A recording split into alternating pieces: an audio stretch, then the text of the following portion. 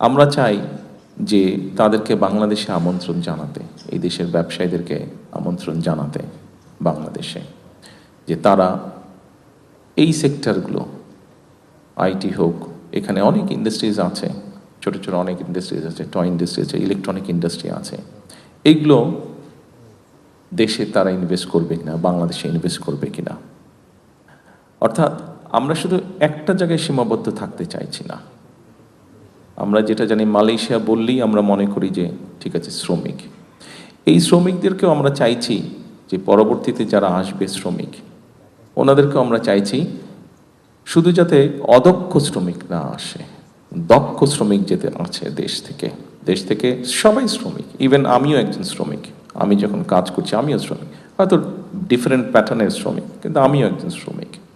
কাজেই বাংলাদেশ থেকে যারা আসবেন, সেটা মালয়েশিয়া হোক, পৃথিবীর অন্য কোনো দেশে হোক, তাদেরকে আমরা ট্রেনিং দিতে চাইছি। এই যে এখান থেকে আমি চায়নাতে যে যাব, এখান থেকে সেখানে তাদের সাথে আলাপ করব, এখানে মালয়েশিয়ানদের সাথে আলাপ করব, এর মধ্যে আমাদের জার্মানদের সাথে আলাপ হয়েছে, জাপানিজদের সাথে আলাপ হয়েছে, আমাদের ব্রিটিশদের সাথে আলাপ হয়েছে।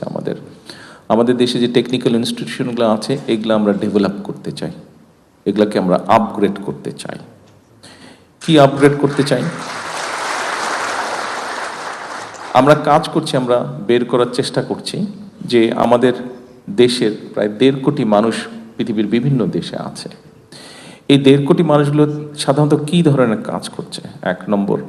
দ্বিতীয়ত হচ্ছে যে আগামী 10 বছর কোথায় কোথায় বাংলাদেশ থেকে মানুষ বিভিন্ন টাইপের কাজ নিয়ে, বিভিন্ন ডিফারেন্ট ক্যাটাগরির জব নিয়ে তারা যেতে পারে, কি সেগুলো, সেটাকে আমরা বের করার চেষ্টা করছি। অলরেডি দায়িত্ব দেওয়া হচ্ছে সরকারের কনসার্ন ডিপার্টমেন্টকে, তারা কাজ করছে, সেটা বের করার চেষ্টা করছি।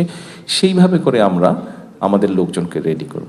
2014 সালে, 2014-তে আমি কোকোকে দেখতে এসেছিলাম, আমার ছোট ভাইকে ওইখানে ছিল। তারপরে আমার আর আসার সুযোগ হয়নি। আমি যখন আজকে আসছি, অনেক কিছুর সাথে একটা জিনিস আমার চোখে খুব পড়ল। রাস্তাঘাটগুলো অনেক পরিষ্কার ঢাকা থেকে, রাস্তাঘাটগুলো অনেক পরিষ্কার ঢাকা থেকে। শুধু ঢাকাই বা বলি কেন, বাংলাদেশের কম বেশি সকল জায়গা থেকে রাস্তাগুলো, এখানকার রাস্তাগুলো পরিষ্কার। এয়ারপোর্ট থেকে এই পর্যন্ত যখন আসলাম, দেখুন এই রাস্তাগুলো পরিষ্কার যারা রাখতে সহযোগিতা করছে, তাদের মধ্যে কিন্তু আমাদের ভাইরাও আছে। আমাদের এখানে বহু শ্রমিক কাজ করেন, অনেক দিন ধরে যে কোনো কারণেই হোক আমাদের দেশ থেকে এখানে মানুষ আসতে পারছে না, কাজ নিয়ে, জব নিয়ে এখানে আসতে পারছে না। একটি সমস্যা হয়তো তৈরি হয়ে আছে, আমরা তাদের সাথে আলোচনা করি। আমার প্রশ্নটা হলো, আমরা যদি বিদেশে পরিষ্কার রাখতে পারি, আমরা কেন দেশে পারবো না? আমরা কেন দেশে পারবো না? আমি এই কথাটাই আপনাদের সাথে শেয়ার করতে চাইছি।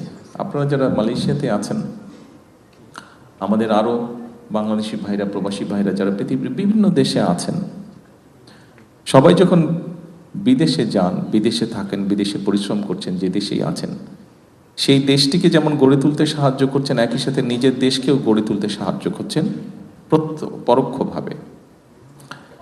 তা আমরা অন্য দেশ যদি গড়ে তুলতে সাহায্য করতে পারি, তা আমরা কেন নিজের দেশ করতে পারবো না? ডেফিনেটলি পারবো। হয়তো আমাদেরকে আরেকটু পরিকল্পনা করতে লাগবে। আমাদের এখানে বহু শ্রমিক কাজ করেন, অনেক দিন ধরে যে কোনো কারণেই হোক আমাদের দেশ থেকে এখানে মানুষ আসতে পারছে না, কাজ নিয়ে, জব নিয়ে এখানে আসতে পারছে না। একটি সমস্যা হয়তো তৈরি হয়ে আছে, আমরা তাদের সাথে আলোচনা করব, ওনাদের সাথে, যে এই সমস্যাটা আমরা কিভাবে কাটিয়ে উঠতে পারি। এটি যেরকম একটা আছে, একই সাথে আমাদের অনেক প্রবাসী ভাইরা আছে যারা বিভিন্ন কারণে, তাদের অনিচ্ছাকৃত কারণ হোক, বিভিন্ন কারণে অনেকেই বিভিন্নভাবে এই দেশের আটকে আছেন, দেশে ফিরতে পারছেন না। যতটুকু আমাদের কাছে হিসাব আছে, প্রায় 2000-এর কাছাকাছি হবে মানুষ, বোধহয় বিভিন্নভাবে মিলিয়ে মানুষগুলো বিভিন্ন জায়গায় আটকে আছে। আমরা চেষ্টা করব এই মানুষগুলোকে কিভাবে এখান থেকে মুক্ত করা যায়, অন্তত ওনাদের সাথে আলোচনা করব এখানকার সরকারের সাথে। একই সাথে কিন্তু আমরা আরও বিষয় নিয়ে আলোচনা করতে চাই। যেমন আমরা জানি মালয়েশিয়া সেমিকন্ডাক্টর বা কম্পিউটার বা আইটি এই সেক্টরে ভালো।